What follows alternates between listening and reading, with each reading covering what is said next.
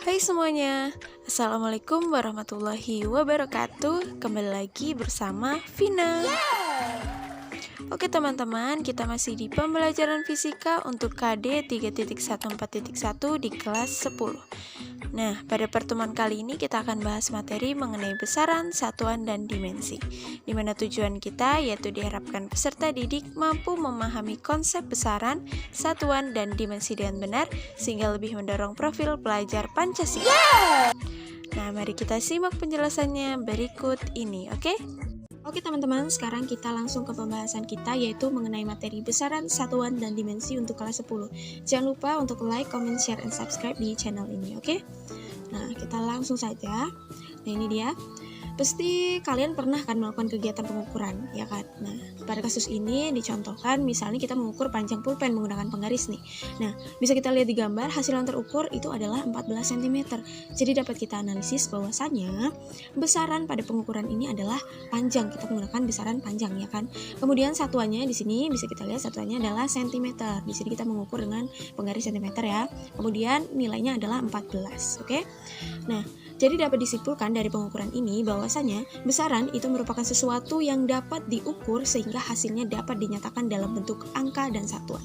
Ada angka, ada juga satuannya, oke? Oke, next kita bahas mengenai besaran. Pengertian dari besaran, teman-teman. Oke, kita coret-coret di sini. Kita pakai les pen. Nah, jadi segala sesuatu yang bisa diukur dan bisa dinyatakan dalam angka serta memiliki satuan itu disebut dengan besaran ya teman-teman, disebut dengan besaran. Oke, besaran dalam fisika itu dibagi menjadi dua. Yang pertama itu ada yang namanya besaran pokok. Jadi besaran pokok itu adalah besaran dasar yang satuannya sudah ditetapkan terlebih dahulu secara internasional. Kemudian yang kedua adalah besaran turunan nih. Besaran turunan itu merupakan besaran yang satuannya diturunkan dari satuan besaran pokok. Jadi turunan ini didapatkan dari besaran pokok, gitu teman-teman. Nah, kemudian ada lagi nih, besaran berdasarkan arahnya. Jadi besaran berdasarkan arahnya itu ada dua. Yang pertama adalah besaran skalar. Apa sih itu besaran skalar? Besaran skalar itu adalah besaran yang tidak memiliki arah. Contohnya massa. Misalnya nih, masa kamu berapa sih? 54 kilo. Gak mungkin kan kalau misalnya ada arahnya, ya kan? Masa 54 kilo ke kiri? Gitu. Gak mungkin ya. Nah, kemudian misalnya waktu nih. Berapa menit sih kalau mau ke sekolah gitu? 25 menit ke kiri gitu kan. Aneh kan? Nah, maka ini adalah contoh dari besaran-besaran skalar. Jadi dia tidak memiliki arah. Kemudian besaran vektor, itu kebalikannya ya. Besaran vektor itu adalah besaran yang memiliki arah. Contohnya gaya. Kalau gaya pasti ada arahnya, kanan, kiri, atas, bawah gitu ya. Kemudian percepatan, ada juga kecepatan dan ada juga momentum. Itu teman-teman. Oke? Next. Nah, oke, sekarang kita akan bahas mengenai satuan, teman-teman. Nah, apa sih itu pengertian dari satuan? Ini dia untuk pengertian dari satuan. Jadi satuan itu adalah sesuatu yang menyatakan ukuran suatu besaran yang diikuti dengan bilangan. Pasti dalam satuan itu selalu diikuti dengan bilangan, gitu ya, teman-teman. Nah, satuan dalam fisika itu terbagi menjadi dua. Yang pertama itu adalah satuan tidak baku. Nah, satuan tidak baku itu merupakan satuan yang apabila digunakan oleh orang yang berbeda, maka akan memberikan hasil pengukuran yang berbeda juga. Contohnya nih, misalnya kita mau mengukur panjang dari sebuah buku gitu ya teman-teman. Kita menggunakan jengkal tangan nih contohnya. Nah, jengkal tangan antara orang dewasa dengan anak kecil itu pasti akan berbeda ya. Kalau kita ngukur panjang buku dengan jengkal orang dewasa dengan jengkal anak-anak, itu pasti nanti hasilnya juga akan berbeda gitu teman-teman. Kemudian yang kedua adalah satuan baku nih. Satuan baku itu merupakan satuan yang apabila digunakan oleh siapapun, maka akan memberikan hasil pengukuran yang sama. Kita mau mengukur panjang nih, untuk satuan baku panjang kita menggunakan meter, sentimeter, inci, feet, mil, yard gitu ya. Kemudian untuk satuan baku massa itu contohnya kilogram, gram, ton, pound, kuintal gitu dan lain-lain gitu. Pasti nanti hasilnya akan sama gitu ya teman-teman. Jadi intinya satuan baku dan satuan tidak baku ini kebalikannya gitu. Oke, next. Kita akan bahas mengenai besaran dan satuan. Jadi untuk besaran itu terbagi menjadi dua ya teman-teman. Yang pertama adalah besaran pokok nih. Besaran pokok. Besaran pokok itu contohnya seperti ini. Untuk besaran pokok itu ada 7 ya. Yang pertama itu ada panjang, kemudian ada massa, ada waktu, Kemudian ada kuat arus listrik, ada suhu, ada intensitas cahaya, dan ada jumlah zat. Nah, besaran pokok ini perlu banget kalian hafal ya teman-teman.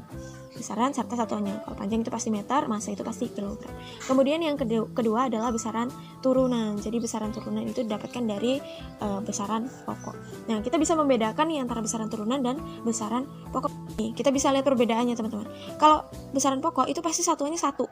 Nih, meter. Itu cuma meter aja, kilogram, sekon, kemudian ampere, kelvin, kandela, mol, itu cuma satu. Tapi kalau besaran turunan itu pasti satuannya lebih dari satu. Contohnya nih, untuk luas itu adalah meter kuadrat gitu ya. Untuk kecepatan meter per sekon, gaya kilogram meter per sekon kuadrat, pasti dia satuannya lebih dari satu gitu ya teman-teman. Nah, intinya kalian harus kalian hafal nih untuk besaran pokok ini. Oke, next. Satuan internasional.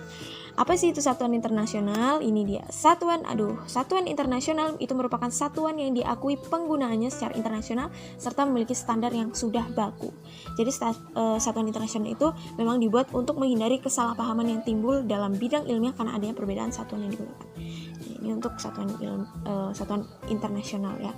Untuk massa itu pasti menggunakan kilogram, kemudian kalau panjang itu pasti menggunakan meter, waktu menggunakan second, kemudian kuat arus menggunakan ampere, suhu menggunakan kelvin, intensitas cahaya menggunakan kandela, jumlah zat menggunakan mol. Gitu ya teman-teman.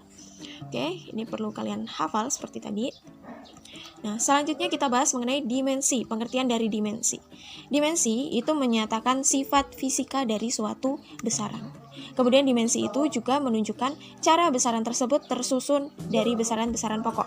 Kemudian yang kedua, cara penulisan dari dimensi. Penulisan dari dimensi itu dinyatakan dengan lambang atau huruf tertentu gitu. Jadi nanti ada lambangnya sendiri nih untuk panjang itu lambangnya apa gitu. Kemudian penulisan dimensi biasanya diberi kurung persegi, tetapi ada pula yang menghilangkan tanda kurungnya persegi. Jadi tidak pasti ya. Jadi biasanya ada yang menggunakan kurung persegi, biasanya juga ada yang tidak menggunakan kurung persegi. Nah, ini untuk dimensi dari besaran pokok teman-teman. Ini dia. Untuk panjang itu kan satuannya meter. Lambang dimensinya itu adalah L besar nih, L besar. Kemudian massa itu adalah kilogram. Ini adalah lambang dimensinya. Kemudian waktu sekon, ini lambang dimensinya dan lain-lain. Ini bisa kalian pause dulu videonya dan kalian bisa catat serta kalian bisa pahami, oke? Selanjutnya, dimensi besaran turunan. Besaran pokok itu tadi kan ada 7 ya. Kalau besaran turunan itu banyak sekali teman-teman.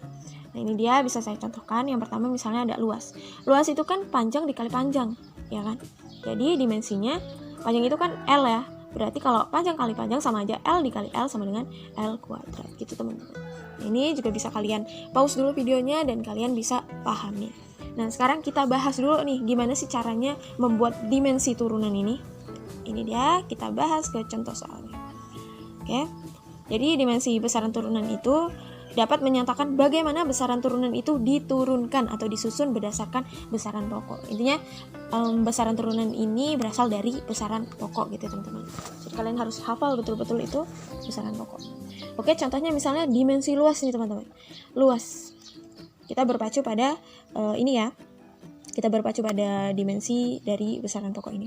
Untuk dimensi luas, kita tahu bahasanya rumus dari luas adalah panjang kali lebar.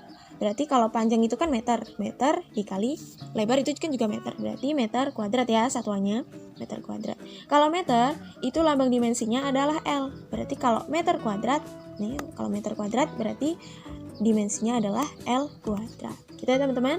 Oke, selanjutnya untuk volume. Kita tahu bahasanya rumus dari volume itu adalah panjang kali lebar kali tinggi. Panjang itu adalah meter, pakai meter ya satuannya. Lebar itu juga meter, tinggi itu juga meter. Meter kali meter itu hasilnya meter kubik ya. Nah, ini dia meter kubik. Sehingga volume dari dimensi dari volume itu adalah L dikali L kali L. M kan lambangnya di sini L ya. Nih, ya kan? Berarti L dikali L dikali L hasilnya adalah L pangkat 3. Gitu ya teman-teman. Oke. Next contohnya. Ini dia contoh dimensi kecepatan. Bisa kita lihat nih. Bahasanya kecepatan itu kan rumusnya panjang dibagi sama waktu ya. Ini dia. Panjang itu kan jarak ya, ini maksudnya jarak itu kan sama aja panjang, jadi dia satuannya adalah meter. Nih, meter per waktu itu kan sekon ya, meter per sekon. Nah, sekonnya ini kalau kita pindah ke atas, maka pangkatnya itu jadi minus. Kalau di bawah kan dia sama aja pangkat 1 gitu ya teman-teman ya. Kalau dia ke atas berarti pangkatnya itu berubah jadi minus. Maka satuan dari kecepatan adalah meter sekon pangkat min 1 gitu ya. Nah, meter, kita lihat nih, meter itu kan dimensinya L. Berarti M ini adalah L. Kemudian sekon pangkat min 1. Kalau sekon di sini apa? Nih waktu. Sekon itu pakai T besar nih, pakai T besar. Berarti T pangkat min 1. Ini dia dimensinya. Gitu ya, teman-teman. Nah, selanjutnya percepatan. Percepatan itu adalah kecepatan dibagi dengan waktu. Kita tahu nih, untuk satuan dari kecepatan meter sekon pangkat min 1 ya kan, meter sekon pangkat min 1. Kemudian waktu itu adalah sekon.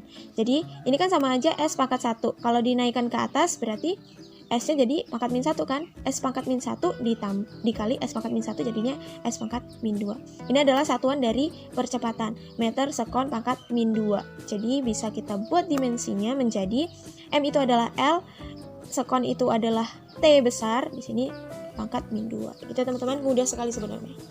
Oke. Contoh yang terakhir nih. Contohnya massa jenis. Kita tahu bahasanya rumus dari massa jenis adalah M sama dengan ini dia. Massa jenis itu massa per volume. Kita tahu bahasanya satuan dari massa itu adalah kilogram, kemudian volume kan meter kubik ya. Berarti ini meter kubiknya kita pindah ke atas jadi pangkatnya jadi min ya. Ini adalah satuan dari massa jenis. Kilogram, meter, pangkat min 3. Jadi kita bisa buat dimensinya di mana kilogram itu dimensinya adalah M besar. Kemudian meter itu adalah L besar. Jadi kita bisa tahu bahwasanya dimensi dari kecepatan itu adalah M dikali L pangkat min 3. Nah, kalian bisa coba nih teman-teman, bisa coba untuk dimensi gaya, tekanan, usaha, dan daya. Kalau kalian tahu satuannya pasti akan mudah banget buat kalian cari dimensinya. Oke teman-teman, demikian pembahasan kita pada pertemuan kali ini. Sukses untuk kita semua. Oke, terima kasih. Oke teman-teman semua, terima kasih telah menonton video ini. Semoga bermanfaat dan tetap semangat. Jangan lupa untuk subscribe channel ini dan jangan lupa untuk like, comment, and share video ini juga. Oke, terima kasih.